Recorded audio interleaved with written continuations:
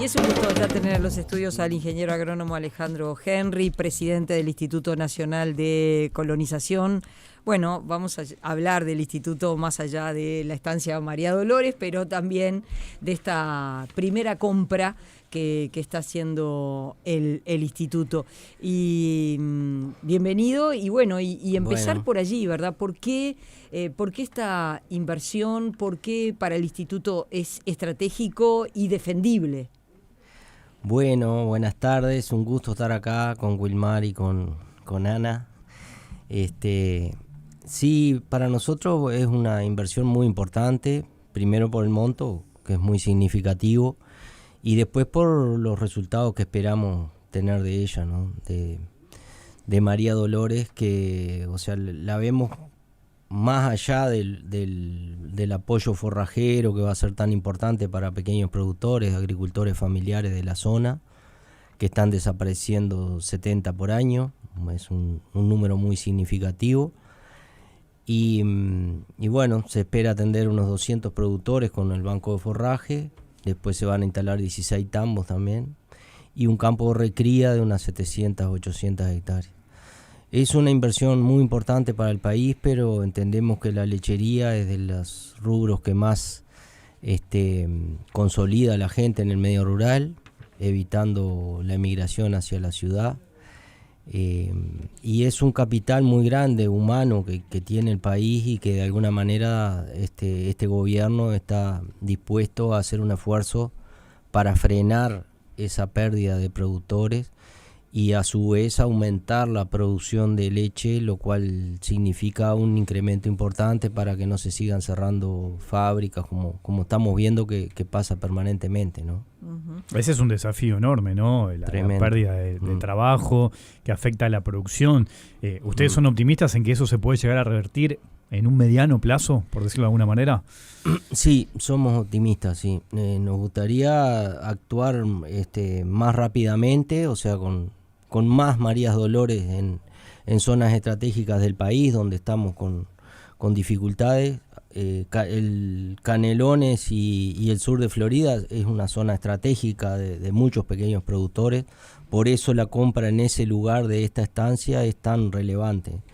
Pero hay otras zonas como puede ser Colonia, como puede ser Yun, que hay problemas en la industria. En Colonia recientemente tuvimos el episodio de Calcar, uh-huh. Y bueno, y Claldi la tenemos con dificultades también. Alimentos Fraivento le falta leche. Coleme, una situación muy crítica. La planta 14 en Rivera también recientemente cerrada por falta de leche, ¿no? ¿Es por esa la situación? Por falta, sí. En Rivera se perdieron 120 productores que eran los que sostenían la planta. Conaprole de alguna manera dejó de invertir en esas zonas más marginales por un hecho real de que no hay leche. O sea, la inversión de las plantas más modernas y todo se está realizando a través de los lugares donde hay más producción de leche, ¿no? Uh-huh. María Dolores es la primera de más inversiones, porque a ver, estamos hablando de 4.400 hectáreas, ¿está bien? Exacto. Lo que vale son $32 millones o vale más, porque ahí hubo toda una discusión en el Parlamento si hay que poner más dinero que ese. No, o sea, la población, está bueno la pregunta para explicar bien cómo funciona el sistema de colonización. Colonización en realidad no le da nada a nadie, o sea, lo que le da la oportunidad de trabajar a la gente, o sea, porque la tierra sigue siendo del Estado uruguayo. El Estado uruguayo se ha capitalizado muchísimo con las compras de tierra, ya que es uno de los patrimonios que más se ha capitalizado en los últimos 30 años, diríamos. Y la inversión que va arriba de la tierra, vamos a decir, sea la sala de ordeñe, la casa,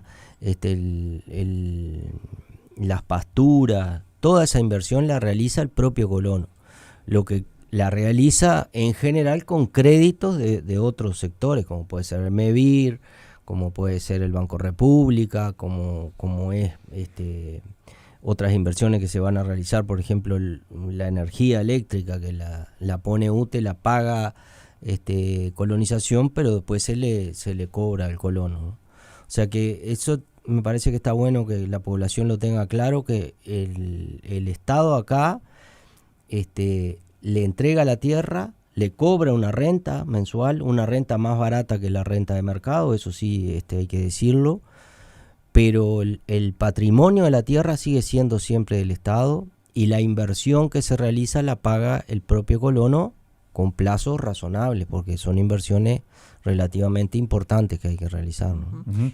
Entre los cuestionamientos que se hicieron en el Parlamento está el tema de el modelo de negocios, que bueno, que Colonización existe desde la década de los 40, 50, y que el mundo ha cambiado y que ha cambiado mucho la tierra, y que Colonización quedó desactualizado.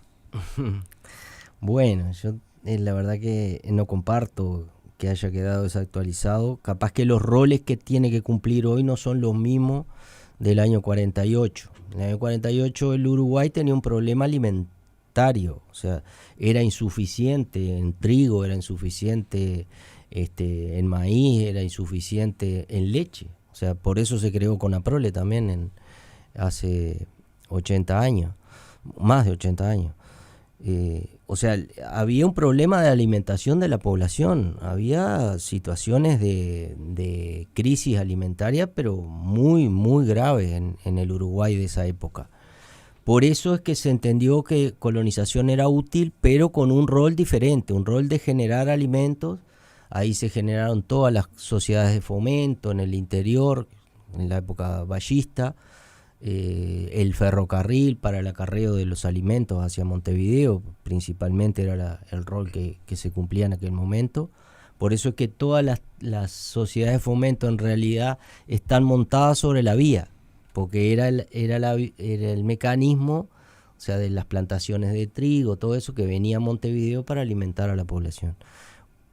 El rol de Colonización fue fundamental porque era radicar agricultores en el campo para que produjeran los alimentos para Montevideo fundamentalmente. Después empezaron a armar cadenas más potentes con las cadenas exportadoras, todo esto, y el rol empezó a cambiar. ¿Por qué? Porque el valor de la tierra empezó a aumentar muchísimo en el mundo y en Uruguay también. Y eso de alguna manera hace muy difícil el acceso a la tierra de los agricultores familiares. Una familia que se cría en 50 hectáreas, tiene 3 hijos, hay 2 que están condenados a que no pueden seguir en el campo, porque no pueden comprar esas 50 hectáreas. Sería hablar de $250,000, $300,000, una inversión enorme para la agricultura familiar, que es una agricultura prácticamente de subsistencia. Ahora, este sector, el Frente Amplio, lo diagnostica como muy importante por todo el componente humano y de potenciar las zonas rurales y que no haya o disminuir lo más que se pueda la migración hacia la ciudad. Y dentro de esa problemática que es transversal a los distintos rubros de la producción agropecuaria, detecta el Frente que el sector lechero es el que más está sufriendo y el que necesita de una atención más rápida por no solo retener esa gente en el campo y darle oportunidad a todos esos muchachos jóvenes que de otra manera tienen que buscar otro horizonte, sino que también es muy intensivo en los recursos. O sea, usa mucha mano de obra, usa mucho maquinaria que también necesita de una tecnología de punta. La lechería en general es como un aterrizaje en la zona donde las mejores o las tecnologías más modernas son usadas en el sector. Y después derraman a otros sectores, como la ganadería intensiva, como la ovinocultura, la propia agricultura. Por eso es que el Frente lo determina como uno de los elementos importantes de este gobierno a hacer una inversión importante. Justamente, ¿no? Después que se dio el anuncio de la compra por parte del gobierno de la estancia María Dolores, allí se instaló una discusión política con un fuerte componente ideológico, ¿no? De cuál debería ser el rol de colonización, si las tierras deberían ir a esos productores que están necesitando en cierta medida también una ayuda para poder trabajar, para poder mantenerse. Y también está presente eso de si las tierras deberían ir a grupos o personas con un fuerte poder económico, ¿no? Para poder explotarlas. ¿Cómo has visto toda esta discusión? Que después, bueno, uno tiene la sensación que la interpelación no se pudo discutir de fondo porque terminamos, bueno, hablando de ese intercambio que se dio entre Da Silva y Nicolás Viera. Pero en líneas generales, ¿cómo analizás esta discusión?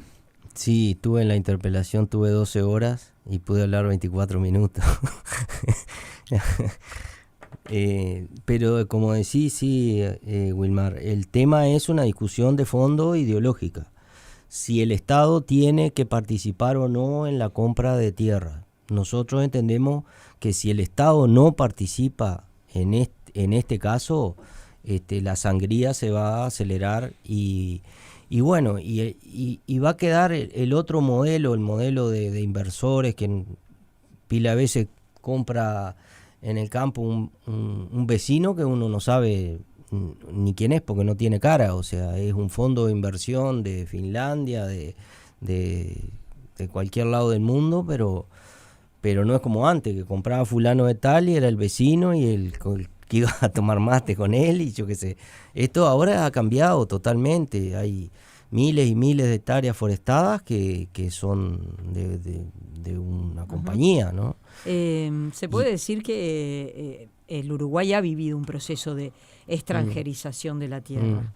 Si no me equivoco, no sé, entre 2007 y 2015 se vendieron por lo menos 6 millones de hectáreas a manos de extranjeros, brasileños, argentinos por supuesto, pero también europeos, estadounidenses, hasta japoneses. Y fondos de inversión. Y fondos de inversión, que no sabes ni obviamente que, fondos de inversión, eso mismo, ¿no? Sí, es así.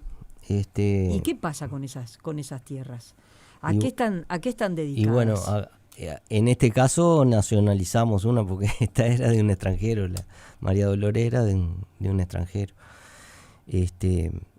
Y normalmente, Ana, esos fondos, esos modelos, son modelos bastante excluyentes de gente porque usan tecnología que no necesita demasiado gente, ¿no? Tanto el sector agrícola más moderno, o sea, el tipo de maquinarias que se usan son que usan muy poca mano de obra, y en el caso del modelo forestal también es un modelo que usa poquísima mano de obra y bueno, son la herramienta que tenemos nosotros para esto es esta.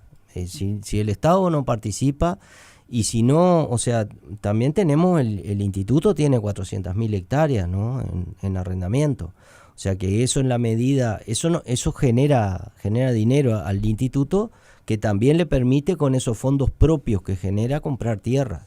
O sea, ¿Esto se hizo con fondos propios? No, esto se hizo con fondos del gobierno central. De renta general. De renta general, exacto. Toda la plata fue de rentas generales, no había plata en... No, en colonización. O sea, en el periodo anterior se acumularon unos 100 millones de dólares en el Ministerio de Economía por la modificación de la ley. Había una ley del 1% de cada vez que hay una transacción entre productores agropecuarios que iba directamente a colonización. En el periodo anterior se modificó esa ley y se creó un fideicomiso para solucionar los problemas de los asentamientos en las ciudades del interior y en Montevideo. Pero simultáneamente a la creación del fideicomiso y el quitarle los fondos a colonización, por otro lado se generó otra ley que decía que 150 millones de UI, por año iban a una cuenta de colonización en el Ministerio de Economía y Finanzas. Esos fueron los fondos que nosotros pedimos activar hacia colonización, tal cual había quedado comprometido el gobierno anterior, pero que no lo había transmitido a colonización. Colonización en el periodo anterior compró solo 10.000 hectáreas, de las cuales pagó 4 y 6.000 hectáreas las pagamos ahora en estos primeros meses de gobierno. Estamos conversando con Alejandro Henry, presidente del Instituto Nacional de Colonización. Hacemos una pequeña pausa y ya seguimos. Y estamos conversando con el ingeniero agrónomo Alejandro Henry, presidente del Instituto Nacional de Colonización. Estamos hablando de María Dolores, estamos hablando de los planes del instituto. La intención es llegar efectivamente a 25.000 hectáreas, comprar en este periodo, en estos 5 años. 25.000 hectáreas. ¿Y ustedes ya tienen...? Ya llevamos comprada 10.000 o pagada 10.000. Estamos hablando de María Dolores y bueno, y las compras que se habían hecho en el periodo anterior, algunos campos muy embromados que la verdad que no tienen el objetivo que buscamos. Y cuando decís embromado, ¿qué es concretamente para que la gente sepa? Que son muy pobres desde el punto de vista productivo, o sea, campos para comprar un volumen de tierra grande se compran campos baratos, pero es condenar a la gente a la miseria. Si lo mandamos a Tacuarembó a producir un campo con CONIA 50, que María Dolores tiene el triple, y es muy difícil, ¿no? Porque no hay escuela, porque no hay transporte, no permiten un uso intenso de la tierra porque son campos pedregosos con monte. ¿Y por qué se compró eso? ¿Con qué informe jurídico? Y bueno, se compró porque era barato, o sea, pero es caro. Es caro para el resultado que puede dar. Nosotros estamos buscando, de repente vamos a conversar con el Ministerio de Defensa, la posibilidad de algún canje, porque un campo de ese estilo para hacer maniobra puede ser útil. Y bueno, le vamos a ver si le encontramos una utilidad a ese tipo de campos, ¿no? ¿Y los otros 15.000 tienen divisados dónde es que quieren estar?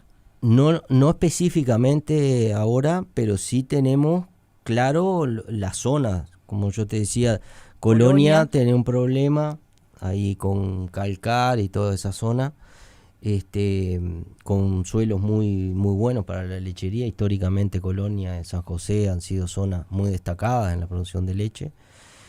Y también el litoral, estamos hablando en Paysandú, se perdió Pili hace algunos años, ahora está complicado Claldi, como decíamos recién, y Alimentos Fray Bentos tienen muy poca leche también. O sea que estamos buscando atacar la zona, que haya suelos productivos, pero además que haya población, que haya cultura de lechería, tratar de llegar ahí. Y estamos analizando también la cuenca norte, o sea, la cuenca norte de Tacuarembó. Hay los productores que quedan trabajando en esa zona son muy buenos, o sea, están produciendo muy bien. Y veremos la forma, la semana que viene nos vamos a reunir con ellos allá en Tacuarembó. Veremos qué posibilidad tenemos de dinamizar esa zona. Ahora, en esto que decías, ¿no? Hay como una cuestión interesante, y que esto es hablar más allá de las tierras, ¿no? Porque estamos hablando de que en muchos casos son familias que se tienen que instalar en determinados lugares. Recién decías esto de los campos pobres, ¿no? Porque a veces capaz que si no hay escuela cerca, si no hay transporte, eso dificulta muchísimo, ¿no? Que familias puedan llegar a trabajar o producir. Y ahí también pienso que es importante el rol del Estado, lo que el Estado puede llegar a ofrecer. ¿Cómo lo ven ustedes desde Colonización? Que eso implicaría también coordinar con otros actores importantes en esta historia. Clave tu pregunta. Nosotros estamos trabajando muchísimo con UTE, con Antel, con la universidad, con el INIA, con toda la institucionalidad, con MEVIR, como yo les decía anteriormente. O sea, necesitamos de toda la interinstitucionalidad de forma de potenciar el proyecto, porque si a este proyecto asiste a 210, 220 productores en forraje, más los 16 emprendimientos que queremos que sean de última tecnología, más el campo de recría, más un corral de engorde que también hay, que en esta primera etapa todavía no tenemos alimento como para utilizarlo, pero sí lo podemos utilizar más adelante, incluso hasta recriar los terneros machos que la mayoría se sacrifican en los tambos y no se crían, y Uruguay pierde del orden de los 40 a 70 mil animales que podrían servir a la industria cárnica, que también tiene una problemática ahí.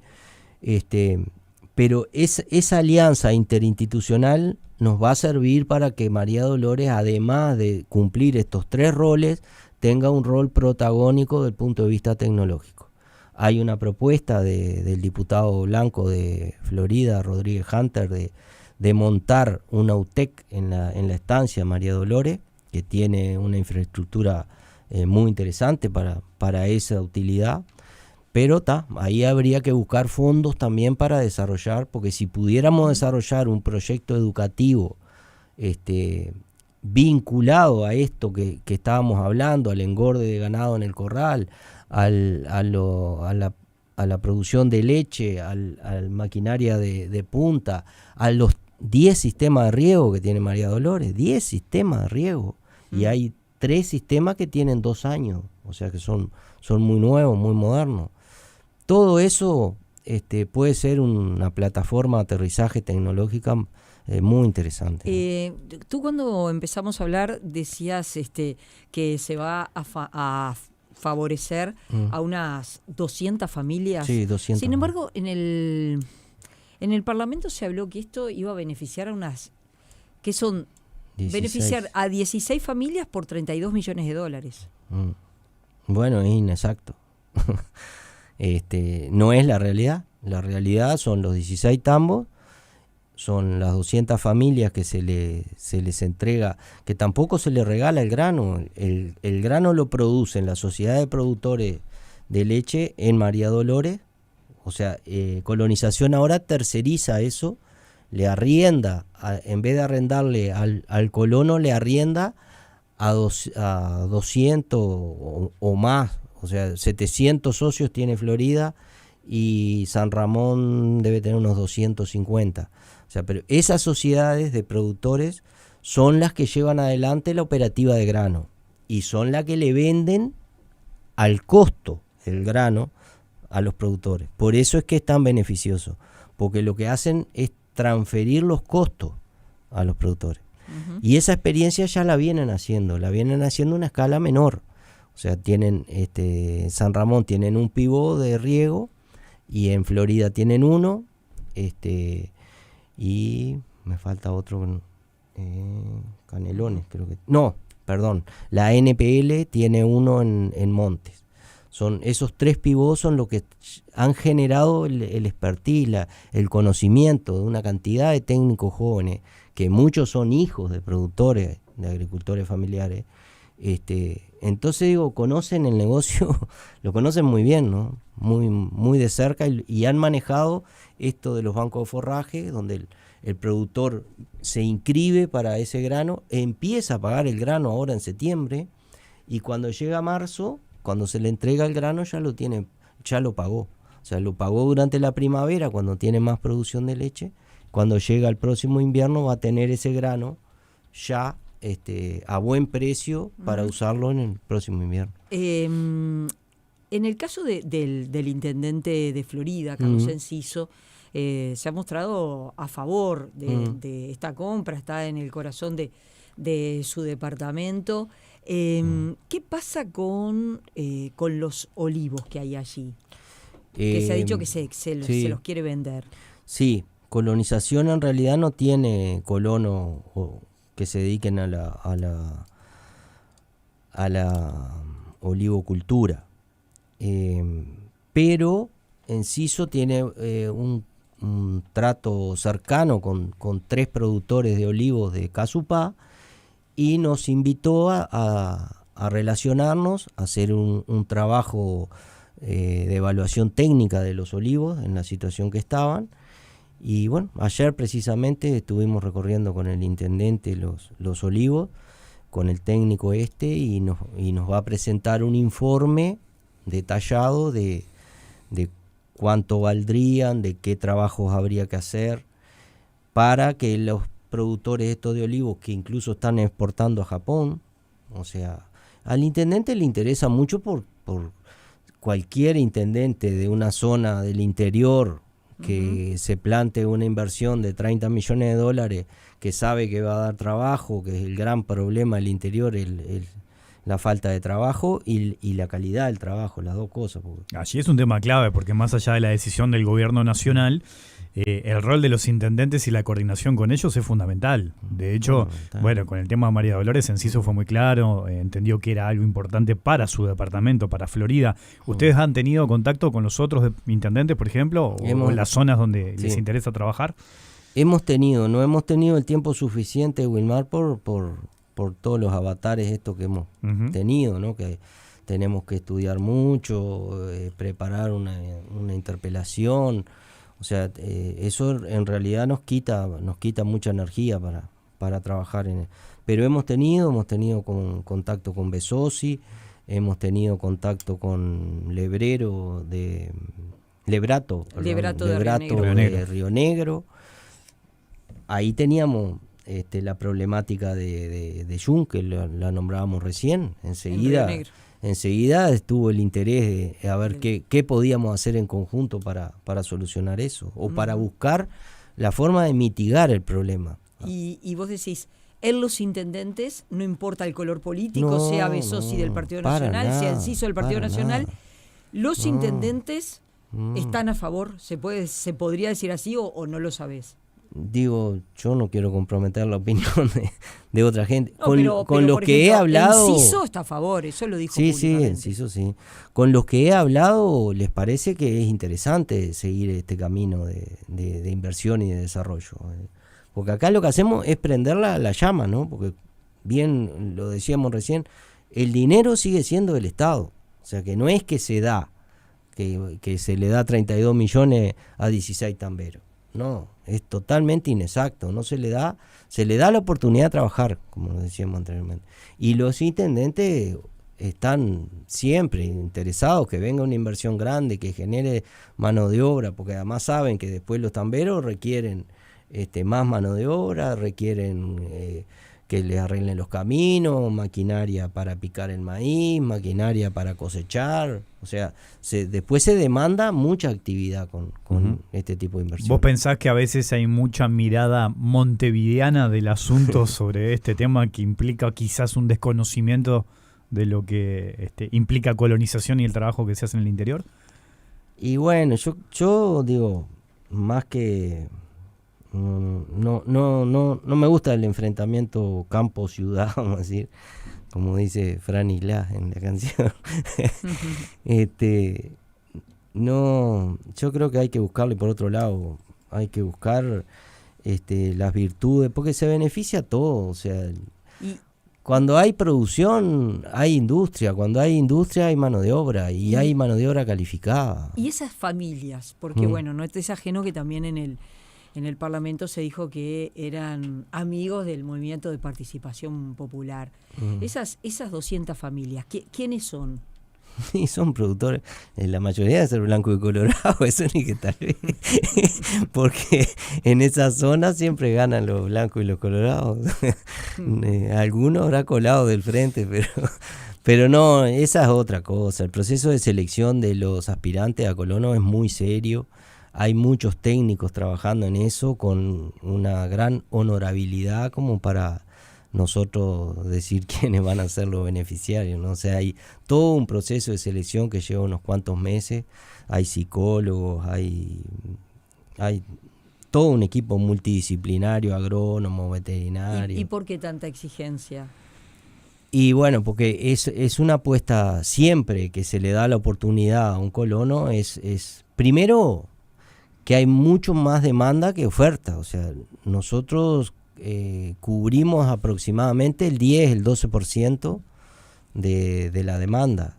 O sea, de cada 100 que se presentan, solo 10 acceden a la tierra. O sea que es muy importante, ¿no? Entonces también ese proceso tiene que ser muy serio y muy responsable, porque tratamos que sea justo también, que apunte a los jóvenes, a las mujeres. Hijos de productores tienen preferencia, no quiere decir que otro no pueda acceder, pero las preferencias van con ese rumbo, ¿no? Ingeniero Alejandro Henry, presidente del Instituto Nacional de Colonización, muchas gracias por tu participación esta tarde en Palabras Cruzadas. La verdad que un gusto haber estado con ustedes, un saludo a toda la audiencia.